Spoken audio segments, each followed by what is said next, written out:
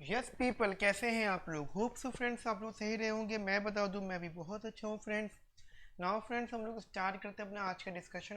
हमारा आज का जो डिस्कशन है वो है बेटा, एज यू नो हमारा चैप्टर नंबर 17 चल रहा है, output and exchange rate in short run. And जो बुक हम फॉलो कर रहे हैं बेटा वो है पॉल क्रूगमैन। ठीक है बेटा, पॉल क्रूगमैन। अब जरा बेटा ध्यान से समझना। अब इस क्लास का जो बेटा टॉपिक है उसका नाम है बेसिकली परमानेंट फिजिकल एक्सपेंशन या permanent physical expansion, physical expansion and permanent change in physical policy, permanent change in physical policy. ठीक है बेटा, तो ज़रा इस चीज़ को ज़रा ध्यान से समझना, इंपॉर्टेंट है। मतलब पहले वाली जो टॉपिक था उसी का एक्सटेंशन है। बस ये कि एक क्लास का ड्यूरेशन हम लोग ज़्यादा नहीं रख पाते, इस वजह से ये दो क्लास में डिवाइड हो चुका है। ठीक है, नाउ देखो बेटा, ऐसा होता है हमारी इकोनॉमी के अंदर, जैसे कि आपको अब देखो बहुत सारी चीज़ें तो आप लोग बड़ा जान चुके होंगे कि जो जी में मतलब फिजिकल पॉलिसी का मतलब होता है government expenditure and government taxes. ठीक है जी, तो बेसिकली गवर्नमेंट एक्सपेंडिचर्स की बात कर रहा हूँ। अगर इकोनॉमी में जी बढ़ता है, मान लो, या मैं यहाँ पे लिख देता हूँ सही करके, बेसिकली अगर इकोनॉमी के अंदर जी बढ़ता है, गवर्नमेंट एक्सपेंडिचर्स बढ़ते हैं, तो आप बेटा जानते हैं जो हमारा डीडी शेड्यूल है, या फिर डीडी शेड्यूल की बात कर सकते हो आप मेरे से। DD schedule will shift to right, will shift to right. ठीक है, मतलब इसका मीनिंग ये हो जाता है, क्यों क्यों राइट वर्ड शिफ्ट होता है। देखो ये तो मैंने बता दिया जी, ये आपको वो राइट वर्ड शिफ्ट होगा। ठीक है, लेकिन पीछे का रीज़न क्या है होता है, क्यों क्यों वो राइट वर्ड शिफ्ट होता है जी? कभी सोचा?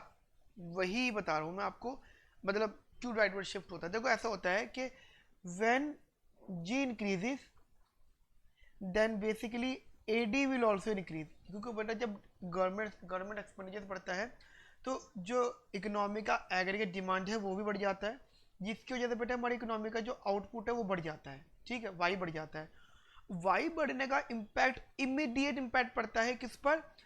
मनी डिमांड पर। ठीक है, वैसे तो वाई बढ़ने का इम्पैक्ट मल्टीपल जगहों पर पड़ेगा, लेकिन हमें देखना है कि मनी डिमांड पे क्या इम्पैक्ट पड़ता है। वो मनी डिमांड के अंदर वाई होता है एंड आई होता है, आई बोल सकते हो या फिर आर बोल सकते हो आप, return.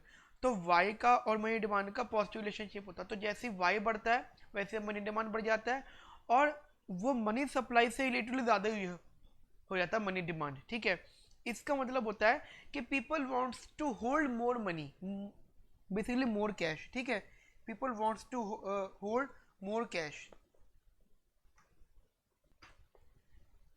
People basically wants to more cash, यानी more cash in hand.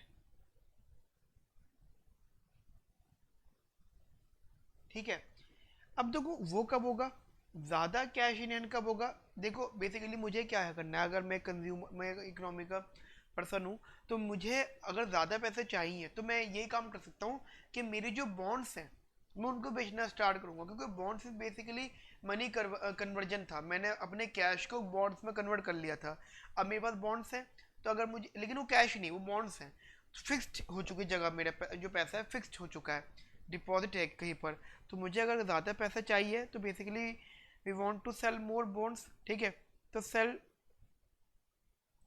Cell bonds, वो बढ़ जाएगा से। ठीक है, बॉन्ड्स का जो सेलिंग है वो अमाउंट बढ़ जाएगा, जिसकी वजह से बेटा जैसी बॉन्ड्स की सप्लाई बढ़ जाएगी। ठीक है, अभी कह सकते हो जितना ज़्यादा बॉन्ड सेल होंगे मार्केट में, यानी available for available for basically purchasing. ठीक है, यानी मार्केट में सप्लाई बहुत है बॉन्ड्स की कि भाई खरीद लो, यानी जब एक्सिस सप्लाई ऑफ बॉन्ड्स होगा, एक्सेस सप्लाई ऑफ बॉन्ड्स होगा इकोनॉमी के अंदर, तो बेटा ऑटोमेटिकली जब किसी चीज़ का सप्लाई एक्सेस होता है तो उसका प्राइस क्या हो जाता है, बेसिकली उस चीज़ का प्राइस बेटा कम हो जाता है। यानी जब बॉन्ड्स का प्राइस कम हो जाएगा तो ऑटोमेटिकली जो हमारा दूसरा सोर्स ऑफ इनकम है, दैट इज इन्वेस्टमेंट, उसका जो रिटर्न है, यानी इन्वेस्टमेंट, आई वो आई नहीं, इंटरेस्ट रेट, आई इंटरेस्ट रेट भी कह सकते हो बेटा, या फिर आप यहाँ पे आर भी कह सकते हो। वो कम हो जाएगा। एक ही बात होती है, रेट ऑफ रिटर्न भी कह सकते हो और आई भी कह सकते हो, ठीक है। तो बेसिकली आपने बोला जी ये हमारा सॉरी कम नहीं बढ़ जाएगा, सॉरी ये बढ़ जाएगा जी, ठीक है, यानी आर बढ़ गया। और आप क्या तो सर चलो रेट ऑफ रिटर्न बढ़ गया, यानी डोमेस्टिक का रेट ऑफ रिटर्न बढ़ गया। अब अगर हम लेकर आते हैं कि what is the impact of increment in are on interest parity condition, you know impact on interest parity condition क्या पड़ेगा जी, इंटरेस्ट पेरिटी कंडीशन पर इम्पैक्ट क्या पड़ेगा इसका। हाँ जी, एनीवन एल्स। मैं बता देता हूँ, जैसे ही आर बढ़ा वैसे ही आर जब हमने कंपेयर किया इससे, यहाँ से मैं पहले लिख के कट कर रहा हूँ, ये ज़्यादा हो जाएगा, ठीक है जी। ये बेसिकली क्योंकि ये बढ़ गया तो ये ज़्यादा हो जाएगा। और बेटा आप लोग जानते हो जैसे ही डोमेस्टिक रिटर्न ज़्यादा हो जाता है वैसे गाइस हमारी इकोनॉमी का डोमेस्टिक करेंसी जो है, डोमेस्टिक करेंसी की डिमांड ज़्यादा हो जाती है। Then basically if R increases then demand for domestic currency, then demand for domestic currency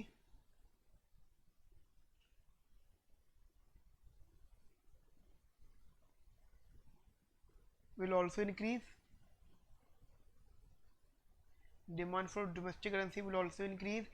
इसका मतलब क्या होगा बेटा, डोमेस्टिक करेंसी क्योंकि जब डिमांड बढ़ती है तो ऑटोमेटिकली अप्रिशिएट हो जाती है डोमेस्टिक करेंसी, यानी डोमेस्टिक करेंसी विल अप्रिशिएट, ठीक है, अप्रिशिएट हो जाती है, यानी उसकी वैल्यू बढ़ जाती है मार्केट के अंदर। और जैसे डोमेस्टिक करेंसी अप्रिशिएट होती है तो ऑटोमेटिकली बेटा क्या हो जाता है, हमारी जो बेसिकली जो एक्सचेंज करेंसी है उसका एक्सचेंज रेट कम हो जाता है। और जैसे एक्सचेंज रेट कम हो जाएगा तो एक्सपेक्टेड एक्सचेंज रेट भी बेटा ऑटोमेटिकली कम होता दिखेगा। मान लो आज किसी चीज़ का प्राइस कम है तो कल के लिए भी वो कम दिखेगा, यानी अगर आज किसी गुड का प्राइस कम है तो कल के लिए भी वो कम होता हुआ ही दिखेगा, ठीक है बेटा। तो यानी उसका प्राइस बेसिकली बेटा कम हो गया, और तो एक्सचेंज रेट कम हो तो एक्सपेक्टेड एक्सपेक्टेशन भी उससे कम हो जाएगी। और जैसे बेटा एक्सपेक्टेशन कम होगी या एक्सचेंज रेट बेसिकली कम होगा, यानी आप कह सकते हो एक्सपेक्टेशन चेंज कम होगी, तो आप कह सकते हो हमारा ए शेड्यूल जो है, our A schedule shifts to down, shifts to down. बेटा मैंने आपको बताया था कि expected exchange rate is also the major factor of shifting of A schedule, ठीक है। ए शेड्यूल शिफ्ट होने का ये आपका ये भी एक फैक्टर होता है, ठीक है बेटा। यहाँ तक मेरी बात समझ में आई आपको। लेकिन एक बात और ध्यान रखना, सब कुछ हो जाएगा लेकिन आपको जो आउटपुट है ना, output remain same at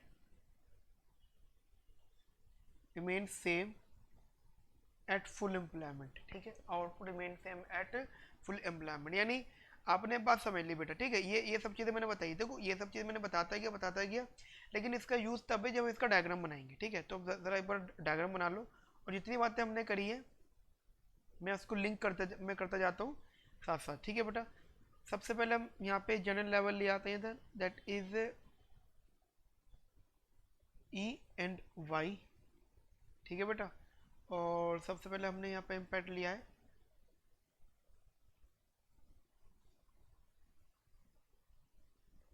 that is a schedule D schedule, ठीक है जी। मान लो ये एक लेवल आ गया, this is Y F and basically this is exchange rate, ठीक है। हम अपने एक्सचेंज रेट पर हैं, ठीक है। या एक काम करते हैं, इसको थोड़ा सा ऊपर की साइड बनाते हैं यहाँ से, ये थोड़ा सा मैंने अजीब से बना दिया है,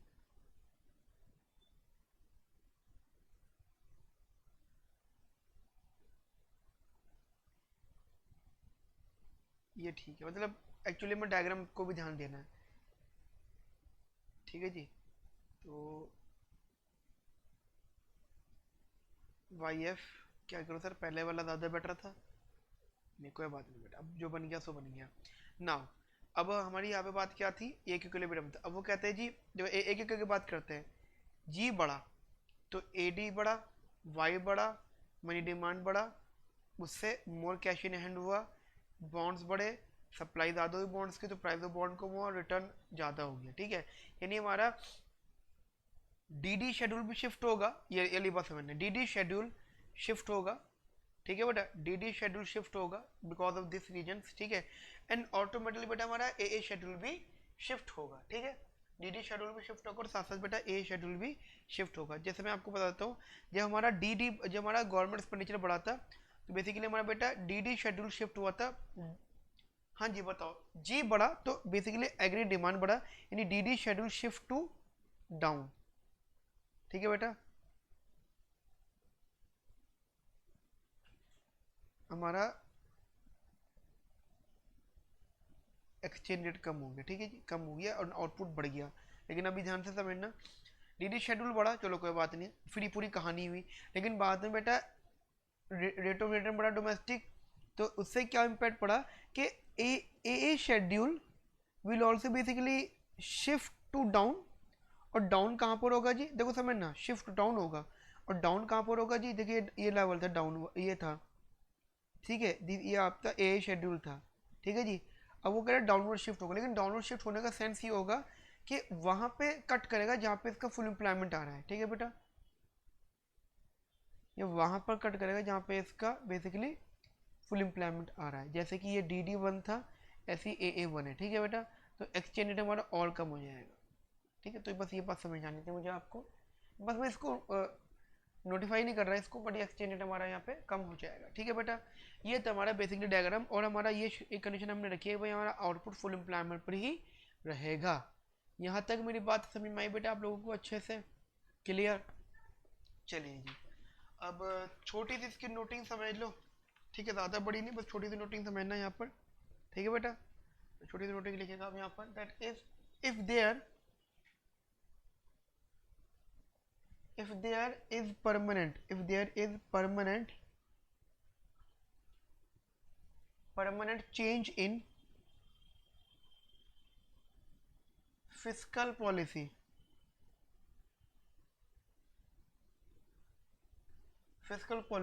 in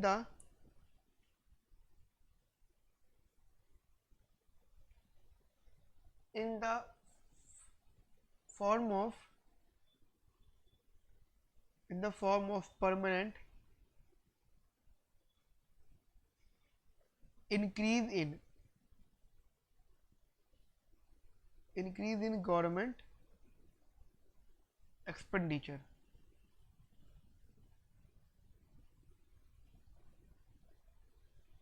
then DD schedule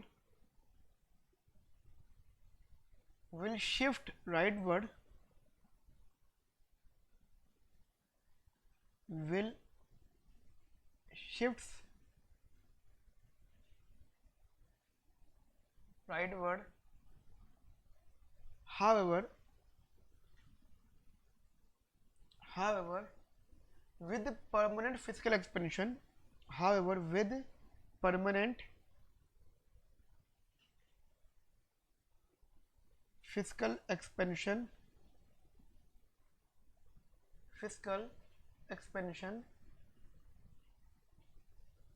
expected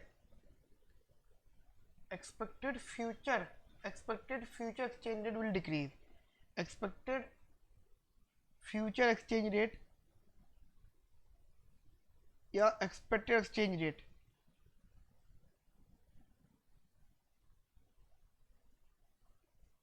will decrease. This is because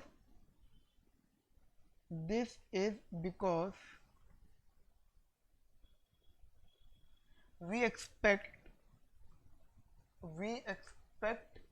future output to be higher. We expected that future output will be higher,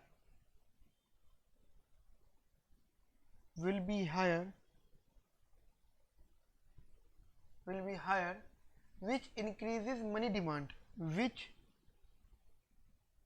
increases money demand, which increases money demand, and thereby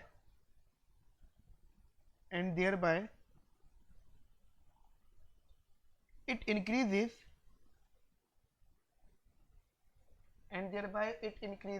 rate of return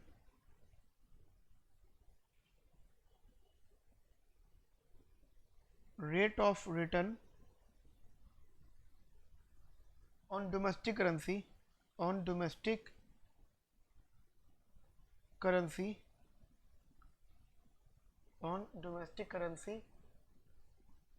ठीक है. Now full stop बोल लेना. Due to this domestic currency is expected to appreciate.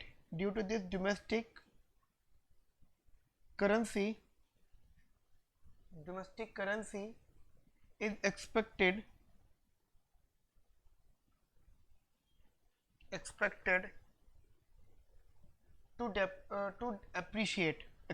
to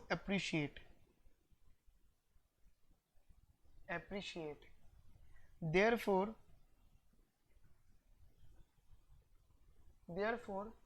effect on output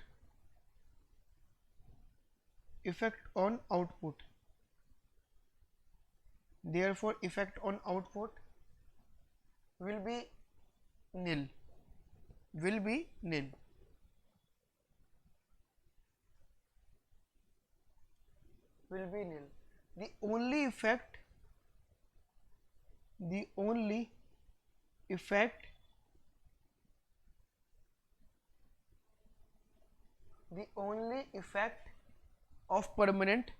The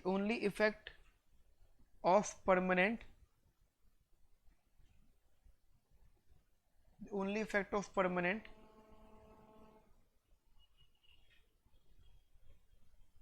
fiscal expansion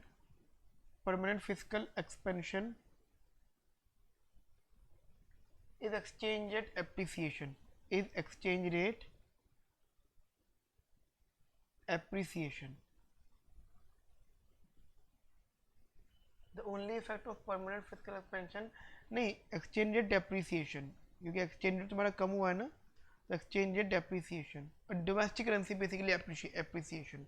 ठीक है बेटा, यहाँ तक मेरी बात समझ में आती है बेटा आपको अच्छे से? देखो बहुत छोटा सा नोट लिखवाया मैंने आपको यहाँ पर. चलिए अब नेक्स्ट हेडिंग लिखेगा बेटा. नेक्स्ट इंपॉर्टेंट हेडिंग है, that is macro economic policy and current account. ठीक है बेटा, लिखेगा बेटा ध्यान से. That is macro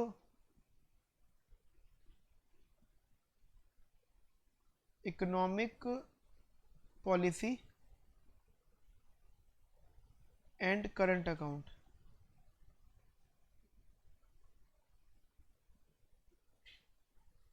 macro economic policy and current account. ठीक है जी, macro economic policy and current account. तो बेसिकली बेटा करंट अकाउंट कितना है जी यहाँ पे ज़रा समझना. करंट अकाउंट का फॉर्मूला समझना जानते बेटा. बेसिकली करंट अकाउंट का फॉर्मूला बेटा होता है यहाँ पे एक्सपोर्ट माइनस इंपोर्ट. ठीक है जी, एक्सपोर्ट माइनस इंपोर्ट, यानी करंट अकाउंट को हम एक्सपोर्ट माइनस इंपोर्ट बोलते हैं. नेट एक्सपोर्ट भी इसको ही बोलते हैं. ठीक है, चलिए एक बात तो ये समझना. अच्छा, हम बेसिकली इसको मान लेते हैं एक डिजायर्ड लेवल. ठीक है, एक डिजायर्ड लेवल मान लेते हैं हम इस चीज़ को. क्या मीनिंग होता है जी डिजायर्ड लेवल का? बेसिकली बेटा होता है क्या है कि करंट अकाउंट एक डिजायर्ड लेवल के बराबर भी होता है एक लेवल पर. ठीक है, डिजायर्ड क्या होता है कि इकोनॉमी में कुछ भी हो, चाहे पैसा हो या ना हो, क्योंकि देखो कुछ कंट्रीज की बेसिक नीड्स होती है टू एक्सपोर्ट एंड कंट्रीज की बेसिक नीड्स होती है टू इंपोर्ट. ठीक है, तो एक लेवल जो होता है कि वर्ल्ड कंट्री से, किसी भी अदर कंट्री से, फॉरेन कंट्री से एक रिलेशन मेंटेन करना, यानी हमें इंपोर्ट करना है तो कुछ एक्सपोर्ट भी करना पड़ेगा, और हमें एक्सपोर्ट करना है तो कुछ इंपोर्ट भी कर लेंगे हम लोग. ठीक है, तो हमें बेटा बेसिकली वो मेंटेन रखना पड़ता है. तो एक पर्टिकुलर लेवल पर हमें मान के चलते हैं कि करंट अकाउंट डिजायर्ड लेवल के बराबर होता है. ठीक है, इसे हम कहते हैं डिजायर्ड लेवल. लेकिन जरूरी नहीं कि हमेशा डिजायर्ड करंट अकाउंट हो हमारा, ये वेरी भी करता है, ठीक है बेटा, ये कभी कभी वेरी भी करता है। तो बेसिकली अगर हम मान लेते हैं कि डिजायर्ड लेवल होता है तो ये फॉर्मूला एक्सपोर्ट माइनस इंपोर्ट का होता है। अब जस्ट एग्जांपल सोचो, हम ऐसे मान के चलते हैं कि अगर इंपोर्ट बढ़ा तो करंट अकाउंट कम हो गया, तो हम क्या करेंगे, एक्सपोर्ट भी बढ़ा देंगे टू मेंटेन दिस। हम इसको मेंटेन करने के लिए, क्योंकि हमें जो डिजायर्ड लेवल है बेटा उसको मेंटेन रखना है। अब बोलो सर मेंटेन रखने का मतलब क्या होता है? देखो बेटा, मेंटेन रखने का मतलब हो जाता है, मैं आपको बता देता हूँ यहाँ पर, कि जस्ट ऐसा मान लो कि हमारे पास में एक डायग्राम है, ठीक है, एक डायग्राम के हिसाब से समझना बेटा यहाँ पर, ठीक है जी, एक डायग्राम के हिसाब से समझो आप, एक डायग्राम ये,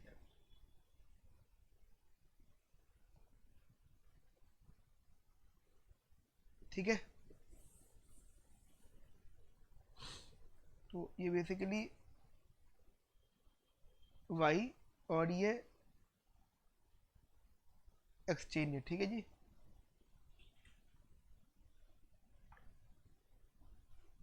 तो ये हो गया जी इधर आपका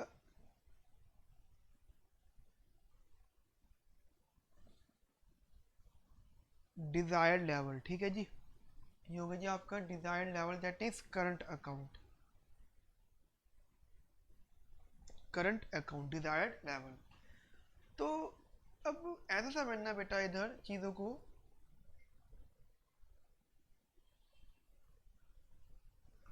तो बेटा देखो ऐसा होता है कि ये हमारा करंट अकाउंट है डिजायर्ड लेवल का। अब चलो एक पर्टिकुलर लेवल मान लो अब यहाँ पर कहीं, ठीक है जी, ध्यान से समझना बेटा, इंपॉर्टेंट टॉपिक है। और रीडिंग, इस टॉपिक को बताने के लिए मैंने रीडिंग के साथ साथ एक कंसेप्ट एक बुक की हेल्प और ली है, that is book name is Salvatore, ठीक है, काफ़ी अच्छी बुक है वो सैल्वाटोर। तो उसकी हेल्प और भी ली है, क्योंकि ये ये बुक हमें अच्छे से एक्सप्लेन नहीं कर रहा चीज़ों को, इस वजह से। तो फिर भी आप से इस पे ध्यान देना। Basically this is our E1 and this is our Y1। अब हमें मान के चलते हैं कि अगर हम अपनी इकोनॉमी का एक्सचेंज रेट, देखो बेसिकली बात यह है कि हमारा डिजायर्ड लेवल तो बेसिकली कांस्टेंट है, लेकिन जो करंट अकाउंट है वो तो वेरी करेगा ना। देखो करंट अकाउंट वेरी करता है, डिजायर्ड लेवल वेरी नहीं करता। डिजायर्ड लेवल की लाइन ये बन गई, ठीक है, डिजायर्ड लेवल की लाइन ये वाली बन गई। अब क्या होगा जी, ये लाइन बन गई डिजायर्ड लेवल की।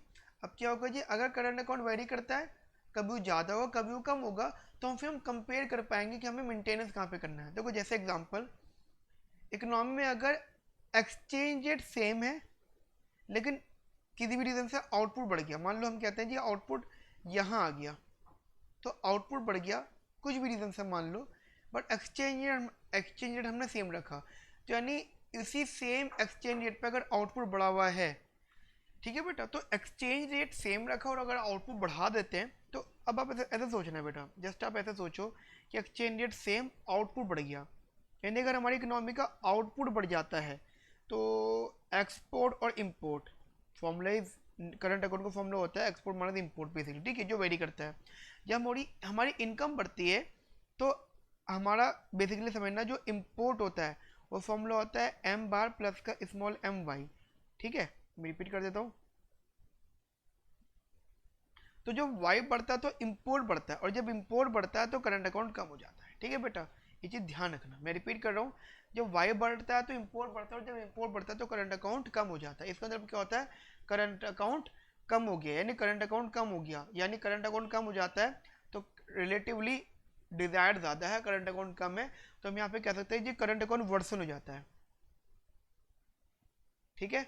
बात समझ में मेरी आपकी बेटा, आप लोग मेरी, ठीक है बेटा। तो हमारा जो करंट अकाउंट है वो यहाँ पे वर्सन हो जाता है, ठीक है। सिमिलरली अगर हम आउटपुट सेम रखें बट एक्सचेंज रेट बढ़ा दें, देखो समझो यहाँ अगर हम यहाँ पे ऐसे से शिफ्टिंग कर रहे हैं, हमने यहाँ पे एक्सचेंज रेट बढ़ा दिया बट आउटपुट सेम रखा, तो इस लेवल पे बेटा हमारा सोचो एक्सचेंज रेट बढ़ गया, तो एक्सचेंज रेट बढ़ने से नेट एक्सपोर्ट पे या करंट अकाउंट पे क्या इंपैक्ट पड़ेगा, आप खुद सोचो। फॉर्मूला होता है एक्सपोर्ट माइनस का इंपोर्ट। एक्सचेंज रेट बढ़ गया तो एक्सचेंज रेट बढ़ने से बेटा हम लोग अपना इंपोर्ट कम करते हैं, एक्सपोर्ट बढ़ाते हैं। एक्सचेंज रेट बढ़ने का मतलब हो जाता है कि जो हमारा डॉलर है, जो हमारा फॉरेन करेंसी है, या फिर हमारी डोमेस्टिक करेंसी की वैल्यू कम हो जाती है। तो हम क्या करते हैं बेटा, बेसिकली इंपोर्ट कम करते हैं या फिर एक्सपोर्ट बढ़ाते हैं, तो ऑटोमेटिकली बढ़ जाता है। इंपोर्ट कम करते हैं या फिर एक्सपोर्ट बढ़ा लें, ऑटोमेटिकली बेटा ये करंट अकाउंट बढ़ जाता है। और करंट अकाउंट जब बढ़ जाता है तो इस वाले लेवल पर करंट अकाउंट बेसिकली बढ़ जाता है, तो वो डिजायर्ड लेवल से ज़्यादा हो जाता है, तो इसे हम बोलते हैं इम्प्रूवमेंट। ठीक है, करंट अकाउंट इम्प्रूव। यहाँ तक मेरी बात समझ में आती है बेटा आपको बेसिकली? ठीक है, ये चीज़ क्लियर है। अब जरा समझना, बहुत इंपॉर्टेंट बात है बेटा यहाँ पर सारी की सारी, एक एक करके समझना। ठीक है, वन बाय वन। मैं ये कह रहा हूँ बेटा कि ऐसा होता है कि कभी कभी हमारी वर्ल्ड लेवल की अगर बात करते हैं, तो जो हमारा करंट अकाउंट होता है, तो करंट अकाउंट में कभी कभी सरप्लस होता है और कभी कभी डेफिसिट होता है। ये तो आप बेटा बहुत अच्छे से जानते हैं। ठीक है, कभी कभी सरप्लस होता है और कभी कभी डेफिसिट होता है। चलो कोई बात नहीं, लेकिन इसकी वजह जो से बेटा जो लॉन्ग रन इफेक्ट होता है वेलफेयर पर पड़ता है, यानी that is long run effect या लॉन्ग रन इम्पैक्ट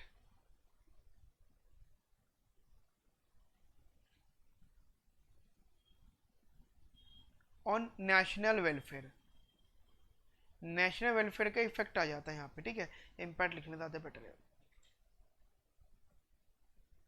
ठीक है जी, इम्पैक्ट आता है इसके ऊपर, लॉन्ग रन का इम्पैक्ट होता है। यानी हम ये हम कह सकते हैं कि अगर करंट अकाउंट है तो कंट्री का नेशनल वेलफेयर अफेक्ट होता है, और नेशनल वेलफेयर का मतलब हो जाता है पॉलिटिक्स इन्वॉल्व हो जाती है। ठीक है, एंड एज पॉलिटिक्स इन्वॉल्व हो जाती है, तो हम ये कह सकते हैं कि वर्ल्ड लेवल पे एक जो एक्सचेंज रेट होता है वो डिपेंड करता है, also depends on the political on the political pressure. ठीक है, पॉलिटिकल प्रेशर पर भी डिपेंड करता है। जब गवर्नमेंट क्या करती है, government will restrict the trade. अब देखो, आप बोलो सर ऐसा मतलब क्यों होता है, देखो मैं आपको थोड़ा सा एग्जांपल दे देता हूँ। अभी बेसिकली इंडिया एंड चाइना, थोड़ी बहुत लड़ाई चलती रहती है इनकी। ठीक है, बिल्कुल बाउंड्री, मतलब कोई बेटा कंट्री की अगर बाउंड्रीज जुड़ी हुई होती हैं, तो बेटा दोनों कंट्रीज में कुछ ना कुछ हमेशा नोकझोंक चलती रहती है।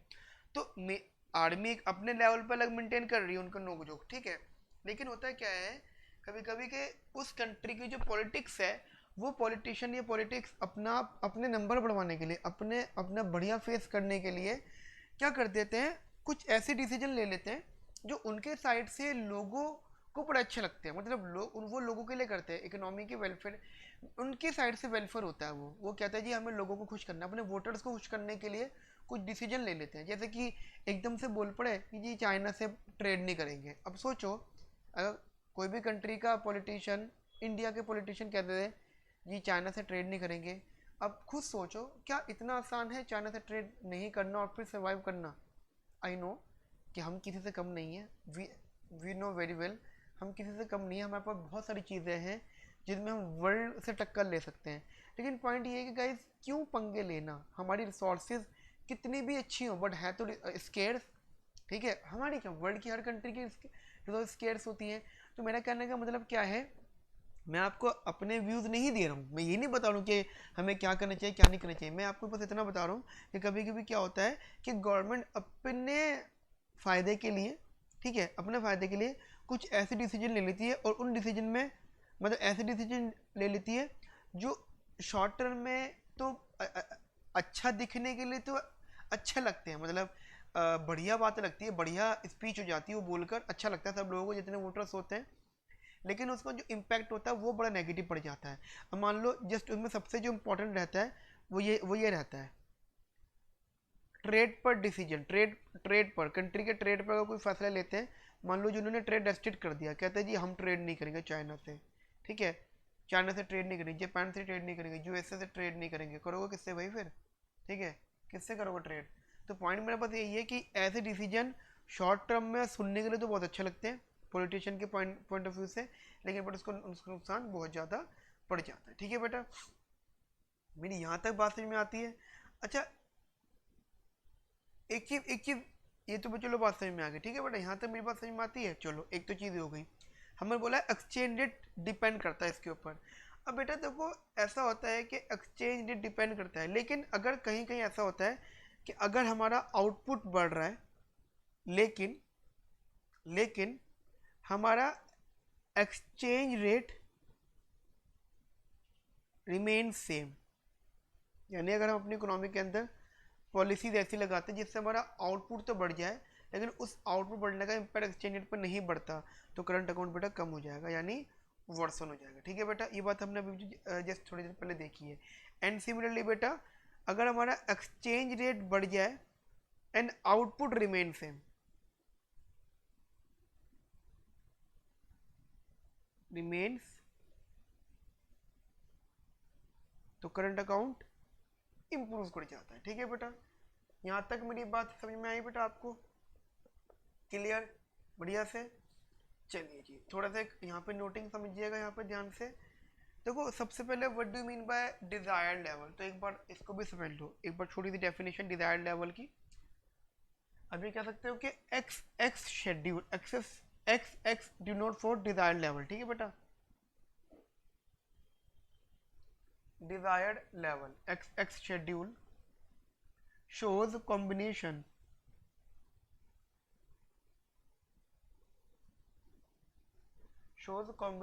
of exchange rate,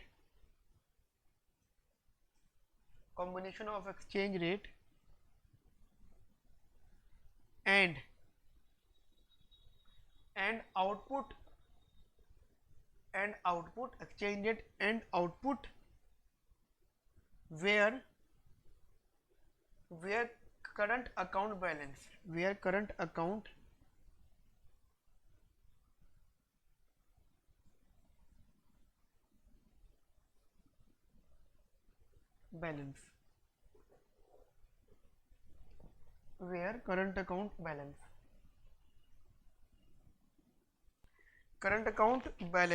ठीक है बेटा, current account balance would be equal to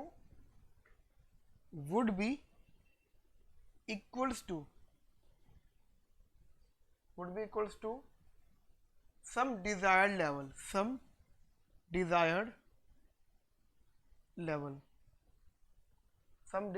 यानी करंट अकाउंट का जो फॉर्मूला होता है बेटा, बेसिकली आप जानते हो बहुत अच्छे से, exchange rate P star by P out Y minus का T that is X double star. ठीक है, सॉरी डबल एक्स स्टार। ठीक है, ध्यान रखना बेटा, it is positively sloped,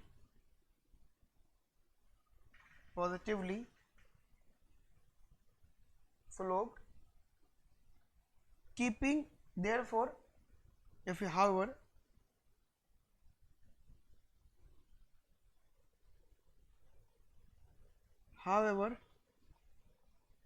keeping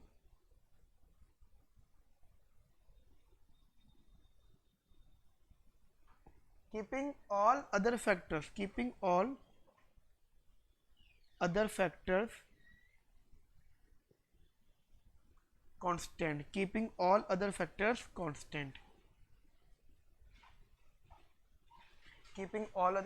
constant, increase in, बेटा वही जो मैंने बताया वही लिखवा रहा हूँ, जो भी एक्सप्लेन किया मैंने अभी आपको diagrammatically.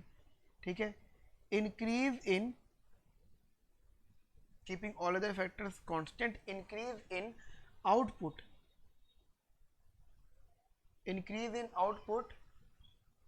which mean that increases in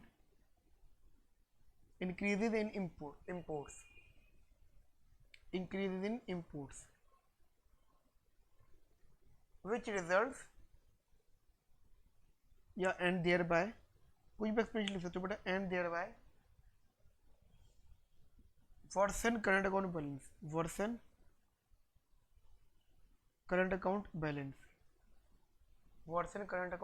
so to keep current So to keep current account balance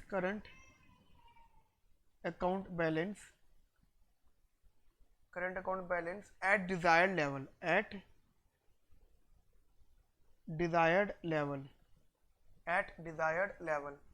currency must depreciate. Must depreciate. Currency must depreciates. So that exports increases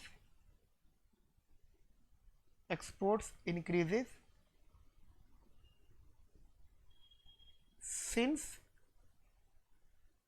actual level of current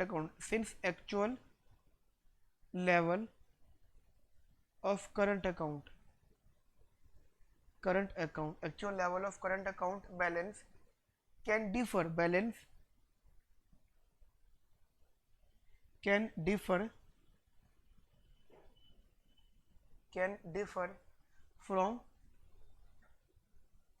from desired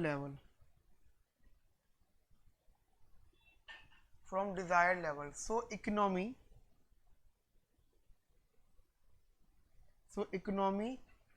short run equilibrium does not. Economic short run equilibrium does not necessarily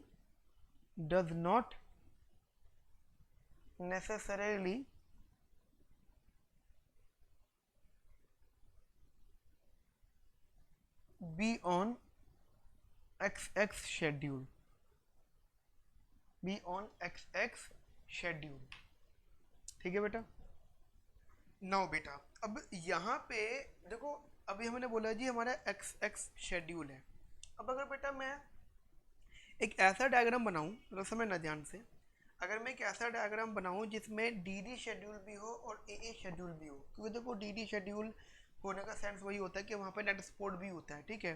तो अगर मैं बेटा एक ऐसा diagram बनाऊँ जहाँ पे DD schedule भी हो और AA शेड्यूल भी हो और फिर डिज़ायर्ड लेवल भी हो, तो फिर क्या इम्पैक्ट पड़ेंगे जी, दोनों को देख लेते हैं, ठीक है। तो लाइन ही बना ले हम लोग यहाँ। तो ये हो गया जी हमारा आउटपुट और ये हो गया हमारा एक्सचेंज, ठीक है जी। तो जस्ट एग्जांपल हमने बोला जी this is basically AA schedule, ठीक है जी। This is basically DD schedule, ठीक है। एक पॉइंट यहाँ पर आ गया। तो ज़रा एक बात बस यहाँ पे समझना ध्यान से, अगर आपको बेटा याद हो परमानेंट चेंज वाले की मैं अगर बात करूँ इधर, चलो एक बार देख लेते हैं इसको भी। तो हमारा जो पहले जो डिज़ायर्ड लेवल है वो इसी पॉइंट से अगर पास करता तो थोड़ा सा, मैं दूसरे कलर से बना लेता हूँ उसको, थोड़ा सा फ्लैटर बनेगा एज कंपेयर DD शेड्यूल, ठीक है। ठीक है बेटा, थोड़ा सा फ्लैटर बनेगा एज कंपेयर DD शेड्यूल, ये चीज़ थोड़ी सी ध्यान रखना। और at this equilibrium basically y1 और यहाँ ये कट हुआ दैट इज x1, ठीक है जी, और वो E1, ठीक है। तो हम ये कह सकते हैं बेटा यहाँ पर ज़रा एक एक करके बड़ा बात समझना। यहाँ पर मैं ये कह सकता हूँ इधर कि जो हमारा x कर्व है, डिजायर्ड लेवल कर्व जो है, is basically flatter than DD schedule, flatter than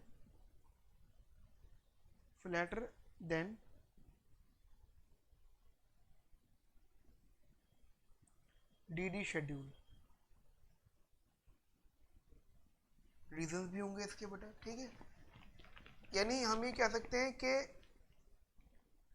जो XX शेड्यूल है, देखो बेटा अगर आप डायग्राम के स्लोप से बताओ तो इसका मतलब हो जाता है कि बेसिकली जो फ्लैटर है उसमें ये हो जाता है कि एक्सचेंज और आउटपुट में, यानी जो एक्सिस है फ्लैटर चीज़ में बेटा एक्स एक्सिस में ज़्यादा चेंज आता है एज कम्पेयर वाई एक्सिस में, और स्टीपर वाले में वाई एक्सिस में ज़्यादा चेंज आता है और एक्स एक्सिस में कम चेंज आता है, ठीक है। तो इसका मतलब अगर हमारा डिजायर्ड लेवल फ्लैटर है, इसके अंदर डिजायर्ड लेवल पे जो ज़्यादा इम्पैक्ट पड़ेगा डिजायर्ड लेवल की वजह से, तो आउटपुट पे ज़्यादा पड़ेगा, ठीक है। और ये भी आप कह सकते हो कि जो हमारा डी शेड्यूल है एक्सचेंज और आउटपुट में, डी शेड्यूल का में जो रिलेशन होगा बिटवीन एक्सचेंज एंड आउटपुट में इन डी रिलेशन, इन डी शेड्यूल में, वहाँ बेटा रिलेशन थोड़ा कम होगा, ठीक है, एज कंपेयर एक्स शेड्यूल, ठीक है। यानी आप ये मान के चलना बेटा, देखो हम ही मान के चलते हैं, हम सब जब चीज़ को पढ़ते हैं बेटा, कि हमारी इकोनॉमी के अंदर आउटपुट बढ़ता है, समझना ध्यान से, हमारी इकोनॉमी के अंदर आउटपुट बढ़ा, आउटपुट बढ़ने का मतलब हो गया चेंज इन आउटपुट, ठीक है, आउटपुट में चेंज हो गया। लेकिन ये जो चेंज इन आउटपुट है ये दो पार्ट में डिवाइड हो जाएगा, यानी जो हमारे इनकम बढ़ रही है, हम बेसिकली इनकम, बढ़ी हुई इनकम को दो जगह एक्सपेंड करेंगे। अच्छा एक बात बताओ अब लॉजिकली, हम डोमेस्टिक कंट्री में काम करते हैं, तो जो कमाते हैं वो डोमेस्टिक कंट्री से तो कमाते हैं, यानी जो हमारी इनकम हुई है डोमेस्टिक कंट्री से इनकम हुई है, ठीक है, कोई बात नहीं। अब बात ये होती है कि हमारी जो इनकम इंक्रीज हुई है, लेकिन इनकम इंक्रीज तो डोमेस्टिक में हुई है, लेकिन वो खर्च कहाँ होगी, दो कंट्रीज में, एक डोमेस्टिक में, ठीक है। इसका बेसिकली इन ये change in output will transfer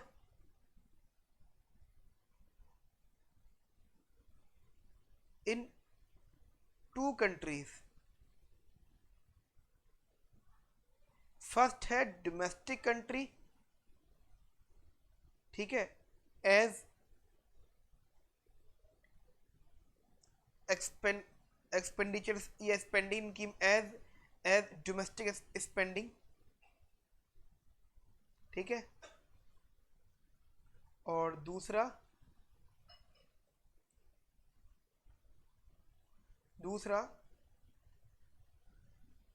foreign country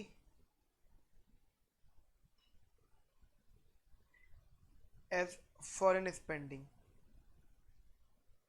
यानी फॉरेन स्पेंडिंग का मतलब हो जाता है इंपोर्ट्स बढ़ जाना, ठीक है बेटा।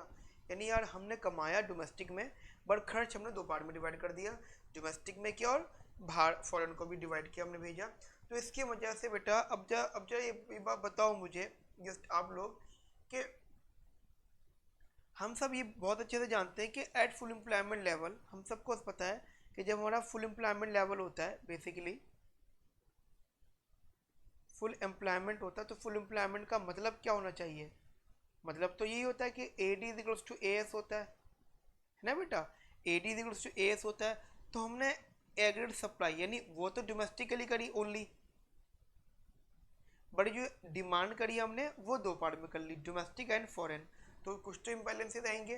तो हम ये कह सकते हैं कि जब हमारी जो हमने बनाया डोमेस्टिक के लिए, बट डोमेस्टिक में खरीदा नहीं हमने, तो पॉइंट क्या हो जाएगा, after that when we involve in foreign spending, यानी when we involve in imports, then मतलब if we transfer our some money, some income which is earned in domestic, मतलब if we transfer our some income, ये bracket में कर लेते हैं, to foreign income, to foreign country, it means some of the produced goods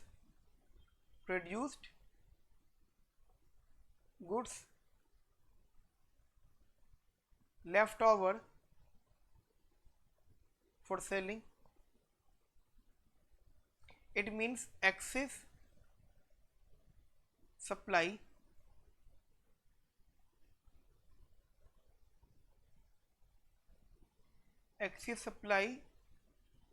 of domestic goods, excess supply of domestic goods. तो इसका meaning क्या हो जाता है कि देखो जब एक्सेस सप्लाई डोमेस्टिक गुड्स का बेसिकली ज़्यादा हो जाता है, आप कहते हो जी sir excess supply domestic good को ज़्यादा हो जाएगा, तो इसका मीनिंग क्या होगा, अब ये सोचो, लगाओ दिमाग, जब हमारी कंट्री में डोमेस्टिक गुड का एक्सेस सप्लाई हो जाएगा तो उसका बेसिकली प्राइस कम हो जाएगा, ठीक है। तो बेसिकली हम ये कह सकते हैं कि उसका प्राइस कम हो जाएगा। प्राइस कम होने का मीनिंग आपको शायद याद होगा, दो इम्पैक्ट पड़ रहे थे। प्राइस कम होने की वजह से आपका डीडी शेड्यूल भी शिफ्ट हो रहा था और ए शेड्यूल भी शिफ्ट हो रहा था, ठीक है। तो बेसिकली दोनों ही शिफ्ट होंगे। ये चलो, ये तो चलो बात है, हम बात करते हैं, ठीक है। ये एक अलग अलग पॉइंट है। मेन जो डिस्कशन है बेटा वो ये है कि हमारा जो एक्सचेंज रेट है वो बढ़ेगा sharply to make export demand faster than imports. अब देखो बेटा, चलो ये चीज़ है तो इसको तो होल्ड पर रखते हैं, फिलहाल हम इसको होल्ड पर रखें। लेकिन पॉइंट ये है कि हमारी कंट्री के अंदर जो हमारे प्रोड्यूस गुड्स थे उनका सप्लाई बच गया, उनकी सप्लाई रुक गई बिकॉज हम लोग इम्पोर्ट ज़्यादा कर रहे थे। तो for reduction of imports word country को क्या करना चाहिए? बेसिकली कंट्री को एक्सचेंज रेट बढ़ा देना चाहिए। कैसे बढ़ाए? बेसिकली फॉर करेक्शन या फिर इम्बैलेंसमेंट या फिर इम्बैलेंस, ई एक्सचेंज रेट बेसिकली मस्ट, ई यानी exchange rate must rise sharply, must rise sharply to make export demand, ठीक है। एक्सपोर्ट डिमांड का मीनिंग समझते हो क्या होता है? जो हमारे कंट्री में ये जो excess supply of domestic good बच गया है, रह गया है, एक्सेस हो गया है, उसकी डिमांड फॉरेन में हो जाए। डोमेस्टिक में तो हुई नहीं, फॉरेन में हो जाए। तो बेसिकली हमें क्या करना पड़ेगा? एक्सचेंज बढ़ाना पड़ेगा, एक्सचेंज रेट बढ़ाना पड़ेगा। पता है उससे क्या हो जाएगा? उससे ये हो जाएगा, जब एक्सचेंज रेट बढ़ जाता है ना तो एक्सपोर्ट बढ़ता है ऑटोमेटिकली। क्यों? पॉइंट क्या हो जाता है कि जब एक्सचेंज रेट बढ़ जाता है तो डोमेस्टिक कंट्री को पता होता है कि उनकी करेंसी की वैल्यू कम है, फॉरेन करेंसी की वैल्यू ज़्यादा है। तो बेसिकली वो ये चाहता है कि उनके पास जितना हो सकता है मैक्सिमम फॉरेन करेंसी है। फॉरेन करेंसी तभी आती है जब वो अपने कम्युनिटीज़ को बाहर भेजते हैं, ठीक है। तो basically make export demand faster, मतलब ये मस्ट राइज वाला शार्पली, फास्टर देन इम्पोर्ट्स, यानी हमारे पास जो नेट एक्सपोर्ट है वो कुछ ऐसा है, एक्सपोर्ट माइनस इम्पोर्ट, ठीक है। तो हम ये कहते हैं जी हमारा आफ्टर दैट हमारा इम्पोर्ट तो था ही बड़ा, हम इसको तो कुछ नहीं कर पाए, पर हमारा एक्सपोर्ट भी बढ़ा दिया हम लोगों ने। जिससे क्या होगा जी, हमारा हमारा नेट एक्सपोर्ट बढ़ जाएगा। अब आप बोलो सर इम्पोर्ट बढ़ा, नेट एक्सपोर्ट कम हुआ था, एक्सपोर्ट बढ़ा दिया तो इससे बढ़ जाएगा। हाँ, हम बोलेंगे ये जो change of export is more then change of import. इसी चीज़ को बेटा जब मैं जे कर बताऊंगा तब बताऊंगा इस चीज़ को, ठीक है बेटा। जब मैं जे कर्व बताऊंगा तब इस चीज़ को बताऊंगा। लेकिन ये चीज़ ध्यान रखना कि जब हमारी इकोनॉमी के अंदर इंपोर्ट हो रहा होता है, इसके अंदर हम डोमेस्टिक कंट्री के कमोडिटीज़ को कंज्यूम नहीं करते हैं, तो हम एक्सचेंज रेट को बढ़ा के हम अपना एक्सपोर्ट बढ़ा देते हैं। और एक्सपोर्ट इस तरीके से बढ़ जाता है कि उसका चेंज इंपोर्ट के चेंज से ज़्यादा हो जाता है। इसका मतलब क्या? Net export on an average बढ़ ही जाता है, ठीक है बेटा। यहाँ तक कि मेरी बात समझ में आती है आपको अच्छे से? क्लियर? चलिए जी आगे आगे जैसे बात करते हैं हम लोग बेटा। बेटा जैसे कि आपने अभी भी मेरे सामने डायग्राम बनाया, तो डायग्राम पे अगर मैं कुछ पॉइंट्स बना दूँ इधर, मतलब समझना, डायग्राम पे अगर कुछ बेसिकली पॉइंट बना दूँ, पुराने वाले पॉइंट्स अगर मैं आपको याद दिला दूँ, तो पहला पॉइंट हमारा बेसिकली यहाँ आया था, दूसरा पॉइंट यहाँ, और तीसरा पॉइंट यहाँ, and fourth point is here, ठीक है। वो शिफ्टिंग हो हाकी की बात करो, ठीक है, शिफ्टिंग होने के बाद की बात कर रहा हूँ। मतलब पहला पॉइंट ये था, फिर ये पॉइंट हुआ था, उसके बाद में इस तरीके से हमारा शेड्यूल शिफ्ट हुआ था कि वो फुल एम्प्लॉयमेंट पे ही रही थी बातें। लेकिन अभी के लिए हमने यहाँ पे बोला है कि 1 2 3 और 4, ठीक है बेटा। अब एक एक करके बात समझना। मैं ये जो मैंने डायग्राम्स में बात करी है, इसे डायग्राम का मीनिंग समझना। मैं ये कह रहा हूँ आपसे कि अगर मनी सप्लाई बढ़ जाता है, चलो मैं इसको नीचे ले आता हूँ बेटा, आप कंफ्यूज हो जाओगे वरना मैं इस चीज़ को नीचे बताता हूँ, इस डायग्राम की थोड़ी सी एक्सप्लेनेशन। यानी मैं डायग्राम के लिए बता रहा हूँ, ठीक है बेटा, मैं डायग्राम के पॉइंट ऑफ व्यू से बात कर रहा हूँ। मैं कहता हूँ अगर मनी सप्लाई बढ़ जाएगा, ठीक है बेटा, मनी सप्लाई बढ़ जाएगा, तो जस्ट मुझे बताओ मनी सप्लाई बढ़ने से, हाँ बात आती है सर आप क्या डिस्कस कर रहे हो? मैं डिस्कस कर रहा हूँ कि एक्सचेंज रेट बेसिकली हम कैसे अफेक्ट करेंगे, या जो भी इम्पैक्ट लेकर आएंगे वो कैसे इम्पैक्ट लेकर आएंगे। और ये जो रीज़न है ये वाला कि why export change is more than import change, ठीक है, इसको डिस्कस मतलब बेटा मल्टीपल एक्सप्लेनेशन एक साथ दे रहा हूँ मैं यहाँ पे। मनी सप्लाई बढ़ेगा तो बेटा एज यू नो हमारा A schedule shifts to right, A schedule shifts to right, यानी ये डायग्राम के हिसाब से ये ए शेड्यूल या इधर, ठीक है जी, यहाँ पे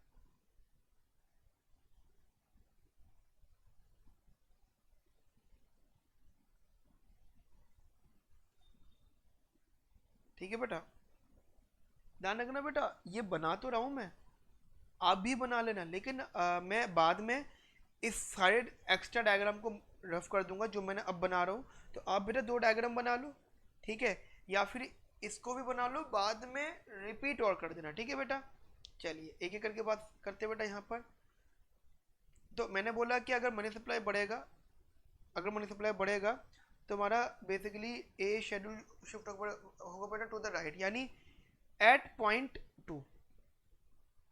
अच्छा, जिसकी वजह से हमारा आउटपुट भी बढ़ जाएगा एंड एक्सचेंज रेट भी बढ़ जाएगा, ठीक है बेटा, यानी हम ये कह सकते हैं our domestic currency will depreciate,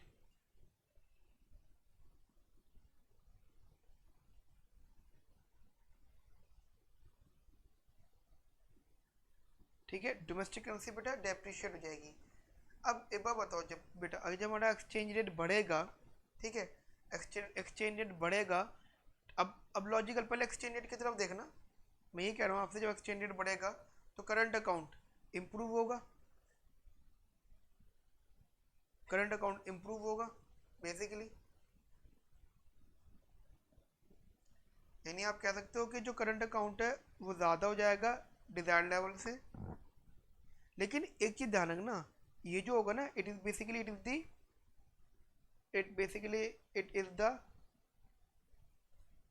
it's a short run effect,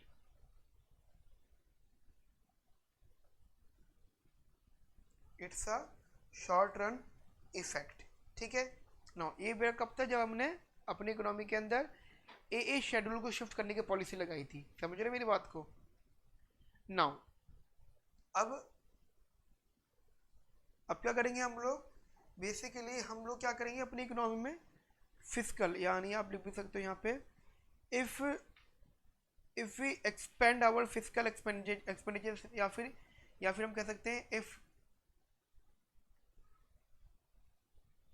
अगर यहाँ पे जी बढ़ जाता है यानी फिजिकल एक्सपेंशन हो जाता है,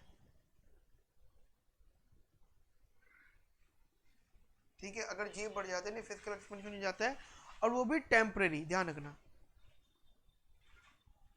वो भी टेम्पररी। तो बेटा आप लोग बहुत अच्छे से जानते हैं, आपका जो डीडी शेड्यूल है,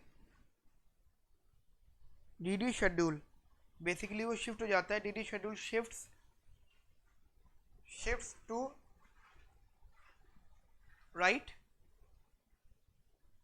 shifts to right, and right पर शिफ्ट होने का मतलब क्या होता है बेटा, मैं जस्ट ऐसे बात करने वाला, इधर यहाँ पे शिफ्ट टू राइट, ये इस पॉइंट पे, ठीक है बेटा, दैट इज GD1, यानी हम अब इस वाले पॉइंट पर आ गए, ठीक है, DD schedule basically shift to the right, ठीक है, एंड आफ्टर दैट जब वो राइट वर्ड शिफ्ट होता है तो बेटा क्या होता है हमारी इकोनॉमी के अंदर, हमारा इकोनॉमी के अंदर बेसिकली करेंसी, अच्छा आप अगर ऐसे भी देखते हैं तो एक्सचेंज रेट कम हो जाता है एंड आउटपुट बढ़ जाता है। जब एक्सचेंज रेट कम होता है तो हम ये कहते हैं भाई करेंसी, बेटा यहाँ पे जो करेंसी है ये आप कह सकते हो domestic currency, basically domestic currency appreciate होगी, है ना जी, क्योंकि जब एक्सचेंज रेट कम होता है बेटा डोमेस्टिक करेंसी अप्रिशिएट होती है, यानी जब डोमेस्टिक करेंसी अप्रिशिएट हो रही है एंड साथ साथ का आउटपुट भी बढ़ ही रहा है, तो आप ये कह सकते हो कि जो आपका करंट अकाउंट है वो बेसिकली वर्सन हो रहा है। वर्सन होने का मतलब समझते हो क्या होता है, वर्सन होने का मतलब जब बेटा हमारी इकोनॉमी में एक्सचेंज रेट कम होता है तो हम एक्सपोर्ट कम कर देते हैं और इम्पोर्ट बढ़ा देते हैं। तो उससे क्या होता है, जब इम्पोर्ट बढ़ता है, एक्सचेंज रेट इम्पोर्ट बढ़ता है और एक्सपोर्ट कम हो जाता है, तो करंट अकाउंट कम हो जाता है, नहीं वर्सन हो जाता है। ठीक है बेटा, करंट अकाउंट वर्सन का मतलब करंट अकाउंट कम हो जाता है। ठीक है बेटा, यहाँ तक मेरी बात समझ में आई आपको। अब ये डायग्राम भी हो गया, यहाँ तक तो चलो ठीक था। और बेटा जितना भी चेंज था सारा टेम्परेरी चेंज था, but after that if we introduce the permanent physical permanent physical expansion, अगर हम अपने इकोनॉमी के अंदर परमानेंट फिजिकल एक्सपेंशन करते हैं, तो ये हम कह सकते हैं कि this there is a additional impact, there is a additional there is a additional effect of shifting,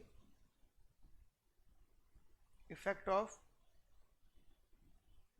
shifting of AA schedule। ठीक है, additional effect of AA schedule, वो भी कहाँ पर होगा बेटा, लेफ्टवर्ड।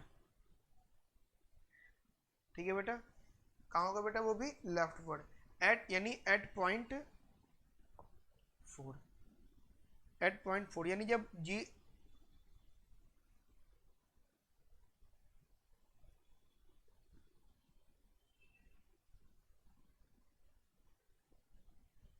ठीक है, तो ये बेसिकली यहाँ पे जो आ रहा था ना ये वाला पॉइंट, यहाँ पे कट हो जाएगा और आपका ए शेड्यूल बेसिकली पीछे की तरफ आ जाएगा। ठीक है, इधर पॉइंट पर। ठीक है बेटा जी, ये वाली बात मैं आपसे कर रहा हूँ यहाँ पर। ठीक है बेटा, यहाँ तक मेरी बात समझ में आई आपको अच्छे से क्लियरली। यानी हम 8.4 आ गए, तो हम ये कह सकते हैं, हम ये कह सकते हैं इधर कि अगर हम 0.4 पर हैं तो हमारा आउटपुट तो फुल एम्प्लॉयमेंट पर है, यानी हम कह सकते हैं at 0.4 output is basically at full employment, but exchange rate एक टेम्परेरी और एक परमानेंट, तो temporary exchange rate is more than permanent exchange rate. ठीक है बेटा, ये चीज़ ध्यान रखना, temporary exchange rate is more than permanent exchange rate. यानी बेटा मैंने यहाँ पे बेसिकली आपको ये डायग्राम एक्सप्लेन किया है। ठीक है बेटा, यहाँ बेसिकली हम लोगों ने ये डायग्राम डिस्कस किया है। ठीक है जी, यहाँ तक मेरी बात समझ में आई बेटा आपको अच्छे से? हाँ जी बेटा, क्लियर? चलिए जी, आपने एक कंसेप्ट भी समझ लिया। तो अब इसमें एक छोटा सा इंट्रोडक्शन है, दैट इज एक छोटा सा नोटिंग है बेटा, वो नोटिंग लिख लीजिए आप। फिर उसके बाद बेटा हम लोग अगला टॉपिक स्टार्ट करते हैं इसका। ठीक है, टॉपिक लिखना बेटा, इसी का एक्सप्लेनेशन है। एक बार और देखो बेटा, यहाँ पे ध्यान से रुको, एक मिनट वेट बेटा, मेरी बात समझिए बेटा आप लोग। इधर देखो, पॉइंट क्या है कि हम इसकी एप्लीकेशन डिस्कस नहीं कर रहे। ठीक है बेटा, अभी हम इसकी एप्लीकेशन डिस्कस नहीं कर रहे, हम इसका कंसेप्ट पढ़ रहे हैं कि इन्होंने कंसेप्ट में क्या बताया। ठीक है, तो don't worry about the application, क्योंकि बेटा अभी आप सीख रहे हो चीज़ों को।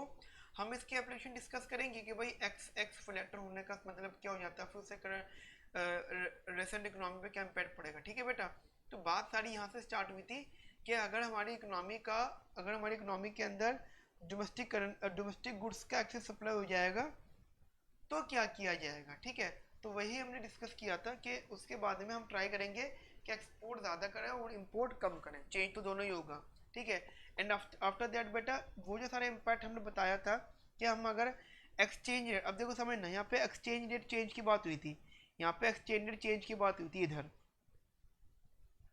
ये एक्सचेंज रेट चेंज की बात हुई थी। तो एक्सचेंज रेट चेंज शार्पली, तो लेकिन वो एक्सचेंज रेट जो चेंज हो रहा है वो शॉर्ट टर्म भी चेंज होगा और मतलब सॉरी टेम्परेरी भी चेंज होगा और परमानेंट भी चेंज होगा। तो इसी चीज़ को तो मैंने आपको यहाँ पे प्रूव करा है कि टेम्परेरी चेंज ज़्यादा होगा एज कम्पेयर परमानेंट चेंज। ठीक है बेटा, इसी चीज़ को हम बोलते हैं कि short term impact is more then long run impact, and ये इन सब चीज़ों को हम लोग कहते हैं ओवर शूटिंग। ठीक है, तो इसी की बेटा थोड़ी एक्सप्लेनेशन है, वो लिख लीजिएगा। In the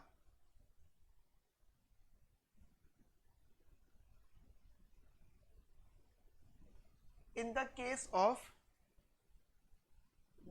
of monetary expansion,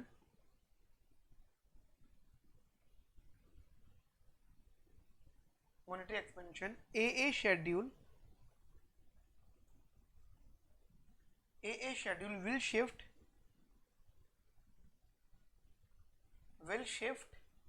rightward will shift rightward and economy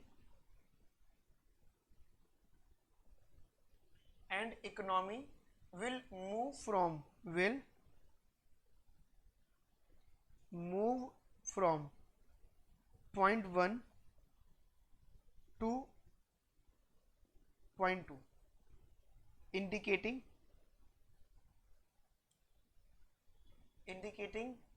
that current account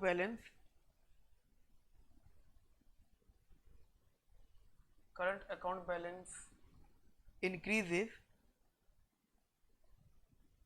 in short run. However, in the case of fiscal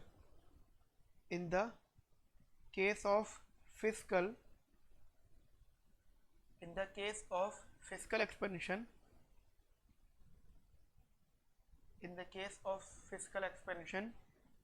DD schedule will shift rightward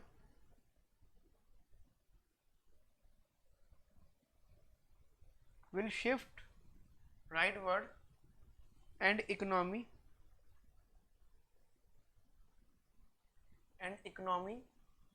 will move from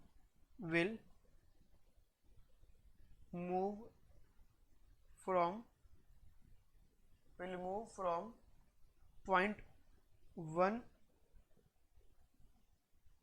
1 to point 3, ठीक है, point 1 to point 3, indicating that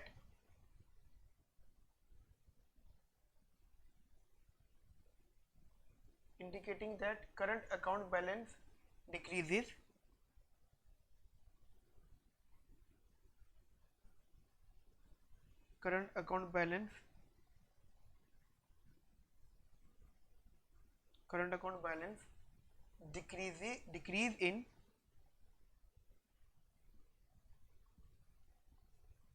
decrease in short run,